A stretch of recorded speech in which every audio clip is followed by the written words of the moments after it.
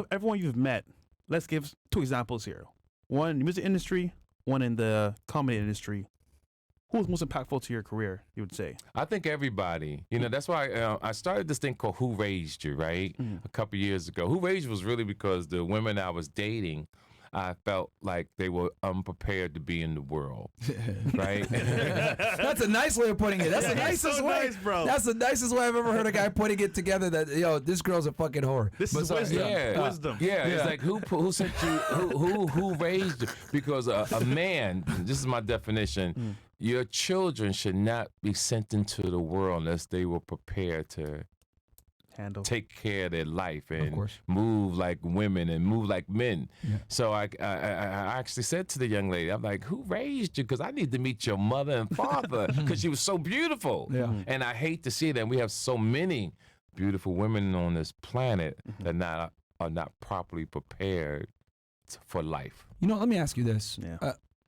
And I'll ask this, but then I have so many questions about the entertainment stuff. You've been in the entertainment game for 40 years now, right? You're an OG.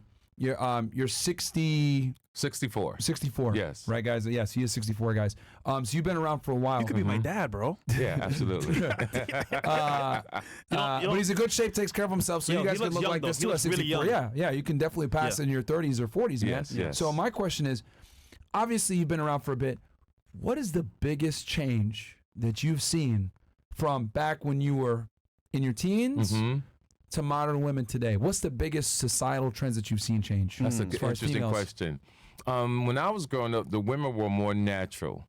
They actually ironed their hair. Yep. Their hair was like real hair. There was no such thing as weaves. There was no such thing as truly eyelashes. Your grandmother wore wigs back in the day, you know? The women who was growing up didn't wear wigs. Gotcha. And they were happy with their own bodies. Now, there's nothing to say anything's wrong with the female wanting to do something with a breast, wanting to do something with a body. I just think that it's not worth the risk to die. Yeah. To change something, to alter something, because you see, they don't show you the pain that these girls go through. They don't. Afterwards. Yeah. You just see the end bad. result, right?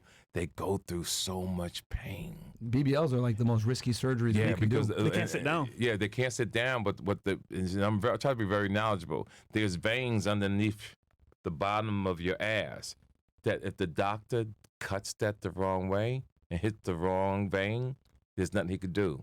You're dead. Wow. And they don't share that with the women. Oh, wow. And these type of things happen. When women go out to Dominican Republic and they in the safe houses, they're helpless. Do you know the gangs come in there and rob the women, take their money because they're helpless. They can't do nothing. Oh, So they come in there and rob them. They got to call Western people, send them money, Western Union passport to get them out of there. And I mean, for what? Because we live in the era that research hasn't been done that much, right? The women who've gotten these BBLs, these surgeries. We don't have long-term stuff. We don't know how it's going to come out. We don't know what's going to happen in 40 years. Yeah, you're right. So you're going to have women with these old faces. And ass dropping off.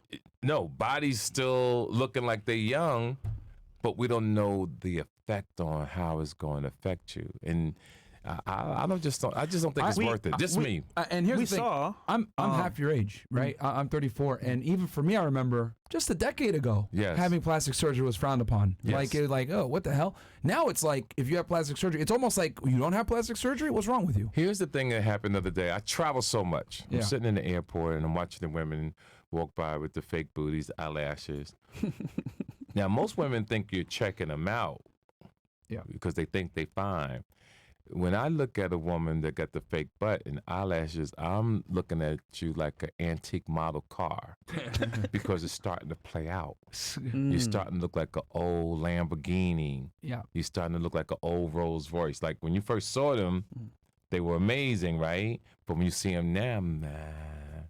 And the misconception in the world today is that women think that men like that. You'll talk to a girl, oh, you motherfuckers like them fake asses and fake titties, but they don't know because nobody's projecting out to the universe that no, we really like natural women. Yeah. And as you guys get older, the thing that's so important is just not about the bodies no more, right? It's the character of the woman, character of the man, because the surface of a woman could be drop dead gorgeous, but are you prepared for life? After a while, yeah. Do you have a job? Are you an asset to society? And what have you accomplished? There's a lot of women, and I know we're doing a panel thing after this. Is my take is going to be a lot of women coming on there who don't have their lives together. It's going to be possibilities. Somebody might get mad at me because I'm going to talk in a mature way that you should have your life together. And if you don't have your life together, I might have to hurt your feelings because it's serious out there. And I'd rather intimidate a person to inspire them. I'd rather bring something to your attention to make you say, you know what, he's right. Let me try to get my life together, because one of the worst things in the world, and I'll tell you gentlemen, is you don't want to grow old and be broke in this world today. Oh, yeah, that's very. Because the world is cruel to old people. That's true. That's true. You were going to say something. Nursing homes as well. So you mentioned the dangers of getting BBLs and surgery. We saw an entertainer, actually in the comedic role as well, this young fly. Rest in peace to his girl, but she passed away and left kids behind after surgery. That was tragic. Yeah, that's tragic. It happens. Yes, it happens. But we don't see it enough where it's highlighted where, like, hey, listen, this can happen to you if you get surgery. You could pass away. Yeah, it needs to be talked about. Kanye's mom? Yeah, Kanye's mom. Yeah. Like, that's very important. I just put a post up, I think, today. I want to talk about sex and love, right? Sex makes babies, not love.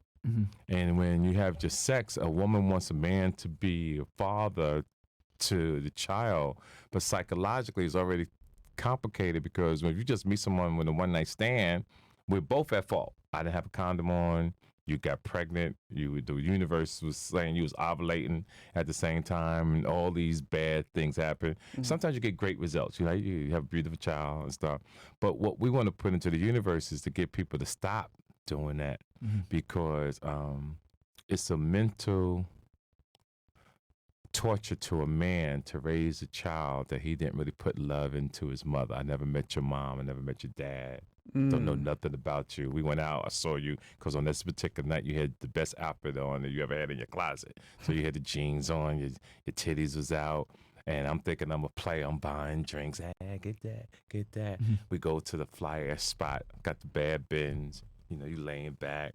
And I go in there being irresponsible, And I just want men to know who go out there and do the situations to please start really being considered who will be the mother of your child. Wow. Yeah. And you know what I mean? And ladies, be careful on who's going to be the man of your children. It will save so much pain as we move forward through life. That's just me.